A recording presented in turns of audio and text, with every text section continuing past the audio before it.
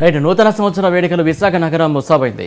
మరి కాసేపట్లో యువత కేరింతలు కొడుతూ ఆటపాటలతో నూతన సంవత్సరానికి స్వాగతం పలకనున్నారు. ఇక సాగర తీరంలో న్యూ ఇయర్ వేడుకల ఏర్పాట్లు, వేడుకలకు సంబంధించి పోలీసుల ఆంక్షలు ఎలా ఉన్నాయో మా ప్రతినిధి కిరణ్ అందిస్తారు. న్యూ ఇయర్ వేడుకలకు విశాఖ నగరం ముస్తాబైంది. సాగర్ తీరంలో మరి కాసేపట్లో యువత అందరూ కూడాను ఇక్కడికి చేరుకొని పెద్ద ఎత్తున నూతన సంవత్సర వేడుకల్లో పాల్పంచేందుకు సిద్ధంగా ఉన్నారు.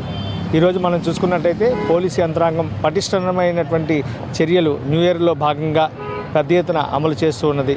ఎటువంటి అసాంఘిక కార్యక్రమాలు జరగకుండా శాంతి భద్రతల పరిరక్షణలో భాగంగా సాగర తీరంలో రాత్రి 8-9 గంటల ప్రాంతం నుంచి మర్నాడు ఉదయం 5 గంటల వరకు కూడాను ఎటువంటి వెహికల్స్ను అనుమతించేది లేదని చెప్పి ఇప్పటికే స్పష్టమైనటువంటి ఆదేశాలను పోలీస్ కమిషనర్ ఇవ్వడం జరిగింది.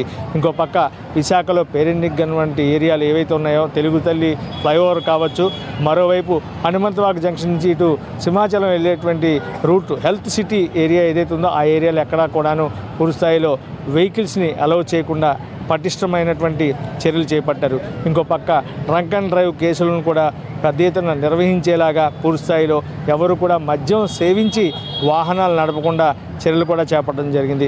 మరోపక్క మనం చూసుకున్నట్టయితే ఇటు హోటల్స్లో కావచ్చు, చిన్న చిన్న పబ్స్లో కావచ్చు, మరోవైపు ఎక్కడైతే న్యూ ఇయర్ వేడుకలను నిర్వహిస్తారో ఆయా ప్రాంతాల్లో ఎటువంటి అశ్లీల నృత్యాలకు తావు లేకుండా కఠినమైనటువంటి చర్యలు తీసుకునేలాగా పోలీసులు ఇప్పటికే హోటల్ యాజమాన్యానికి స్పష్టమైన ఆదేశాలు జారీ చేశారు.